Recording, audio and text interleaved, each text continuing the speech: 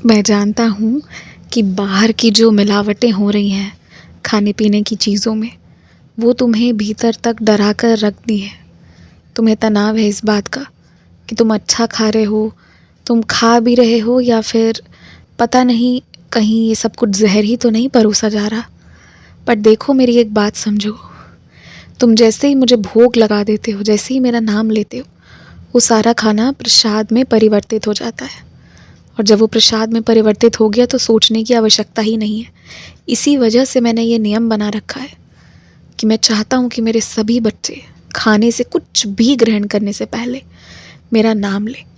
इसके अलावा मैं तुम्हें बता दूँ, तुम्हारे पास तक जो चीज़ें पहुँचती हैं वो शुद्ध ही होती हैं। अशुद्ध चीज़ें तुम्हारे घर पर आकर खराब हो जाती हैं, सड़ जाती हैं और फिर तुम्हें उसे फेंकना पड़ता है। परंतु अशुद्ध चीज़ें, मिलावट वाली चीज़ें मैं तुम्हें ज़रा भी नहीं खाने देता। तुम इन सब चीज़ों का तनाव ही मत लो, ये सब तुम्हारे हाथ में नहीं है। हाँ, कोई भी चीज़ आ रही है उसे अच्छे से धो, अच्छे से साफ़ करो, ये सब चीज़ का पूरा ख्याल करो। लेकिन इसके अलावा इस चीज़ का तनाव लेना गलत होगा। तनाव मत लो। आने वाले 8-10 दिनों में मैं तुम्हारे खान पान में कुछ बहुत बड़े बड़े बदलाव करवाऊँगा।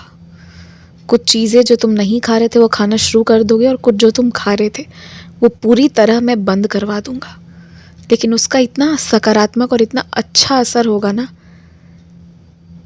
कि तुम भी खुश हो जाओगे, तुम्हें भी बहुत अच्छा लगेगा।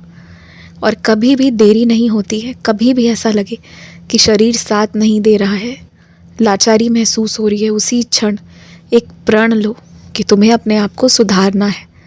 और फिर तुम्हें इतने रास्ते, इतने विकल्प दिखेंगे और सारे घरेलू नुस्खे, तुम्हें अलग से कुछ करना भी नहीं पड़ेगा और जीवन सुंदर ढंग से परिवर्तित हो जाएगा। ये मेरा वादा है तुमसे। इसीलिए कभी भी अपनी लाचारी, बेबसी को अंत नहीं समझना चाहिए, बल्कि वो दुख का अंत है और अच्छाई की, सुख की शुरुआत है, ये मानना चाहिए। अगर तुम्हें बहुत सारे मिट्टी के बर्तनों की आवश्यकता है तो तुम खुद, जो तुम्हारे वहाँ के कुम्हार हैं, उनके घर जाओ, बैठो, प्रेम से उनसे बातें करो और जैसे बर्तन चाहिए तुमने, वैसे बर्तन के लिए तुम उनसे कहो, वो तुम्हें बनाकर देंगे, तुम्हारी पूरी सहायता करेंगे। मिट्टी की चीज़ों के लिए तुम मत घबराओ। मैं तुम्हें जहाँ का पता बतलाऊँगा और तुम्हें जहाँ तक पहुँचाऊँगा, बड़े अच्छे लोग मिलेंगे तुम्हें, तो उसका तनाव मत लो। बस आज मैं तुम्हें एक चेतावनी दे रहा हूँ, ठग से सावधान रहना। और कोई अजनबी व्यक्ति आके तुम्हें ठगे, ऐसा नहीं होगा। मूर्ख तुम्हें वही लोग बनाते हैं जिनकी फितरत जानते हुए भी, जिन पर अंधा विश्वास करते हो तुम, सब जानते हुए भी आंखों में पट्टी लगाकर बैठते हो ना, वही तुम्हारा फ़ायदा उठाते हैं। तो बस उनसे मत ठगाना, मैं ये कह रहा हूँ। और मेरे कहने का मात्र इतना अर्थ है कि किसी के हाँ में हाँ और किसी के ना में ना मत मिलाना, अपनी बात पूरी पूरी रखना।